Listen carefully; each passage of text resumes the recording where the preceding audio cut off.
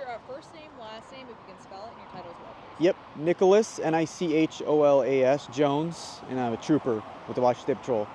Okay, Trooper Jones, can you just walk us through what happened here tonight? Yep, so earlier tonight, around just before 7:30, Washington State Patrol Communications received a 911 call from a witness that he apparently observed a shooting that occurred north 167, just north of Ellingson, in the Auburn area. Troopers arrived on scene and located one deceased male in the victim vehicle that was pulled over to the right shoulder.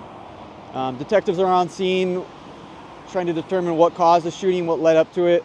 Right now we're looking for a 1990s to 1995 red or maroon Ford Explorer and a 2018 to 2020 silver Subaru BRZ, or similar make would be a Toyota, I believe it's a FRS.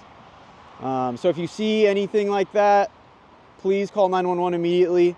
If you were in the area of North 167 around Ellingson at 7:30 and you noticed anything suspicious, make sure you please call 911. If you have dash cameras, anything like that, we're asking the public for help right now to locate the shooter. Are you guys searching for multiple suspects? We don't know right now. Those were just two vehicles that were in the vicinity at the time of the shooting, so we need to rule out what happens. How many gunshots are we talking about? How much has been processed so far? I'm not exactly sure, but it was multiple. Was there anything that led up to this? We don't. Road rage or anything like that? Yeah, we don't know at this point. Detectives are still working the scene, so I'm sure Rick will be able to put out more tomorrow. Do you believe this was targeted? We don't know yet. It's too early to say.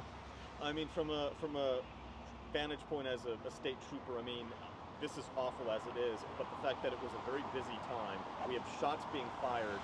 From a public safety standpoint, I mean, how concerning is this? This is very concerning. And it's very concerning until we get the suspect into custody, which is why we're asking the public for help right now. Was there anyone in the car with the victim? We don't know that. When the trooper first arrived on scene, it was just the single male who was deceased in the driver's seat. Is it, I mean, from the nature of this, I mean, the car was, I assume, moving. It was two moving cars. Correct. Fired at. I mean, other people could have been taken out. Can you Right. describe that? Yes, I mean, it's a very concerning, very horrific scene that, I mean, it could have been way more tragic than what it is right now. It's obviously a very tragic scene, but there could have been a lot more victims. It was 7:30, that's rush hour, you know. Do you know what lane the victim was traveling in? I believe the victim was in lane 2, so the middle lane, yeah. Okay. Yep. And then the suspect, did they fire from the passenger side? Or We don't know yet. That's why we're trying to determine those two vehicles that were in the area. Can you describe kind of because beyond the tragedy of this, there's, I would imagine, major backups. Can you describe and go into detail the impact that that's having on northbound traffic right now? Yeah, I mean, I'm not sure how long the backup is right now, but I would imagine it's fairly lengthy. So we're just asking the public until we can wrap this up to have patience with us. We're trying to do the best we can for the victim's family, and part of that is unfortunately some traffic in the area. How long will it be closed for? Probably another hour or two, but once we're done here, I can confirm. What's the process of notifying surrounding agencies? There were a couple very nearby that didn't get the bolo for 40 minutes post the incident, and others got it within 10. Yeah, and I don't know the process on that. It also just depends on when we get that information. Are you guys working with other police agencies? Right now, it's just the State Patrol.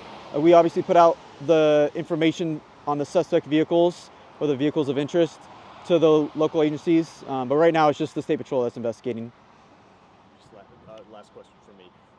Describe the challenges. I mean, this is a very kind of moving environment. It's not like a stationary environment where you have a shooting at a house. What kind of challenges go into when you're investigating a freeway shooting with cars whizzing by? That's evidence that gets moved. Exactly. Yep. Yeah, it's very challenging. It's also really challenging that we only had one 911 caller. This whole, I mean, it's rush hour, 7:30. That makes it really challenging.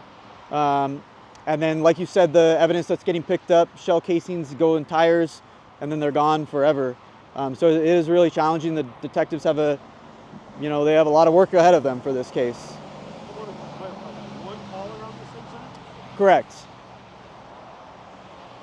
Excellent. Appreciate you. Yep.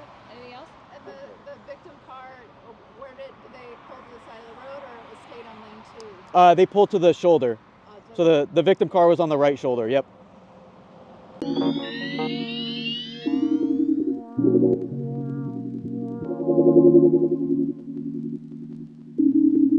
You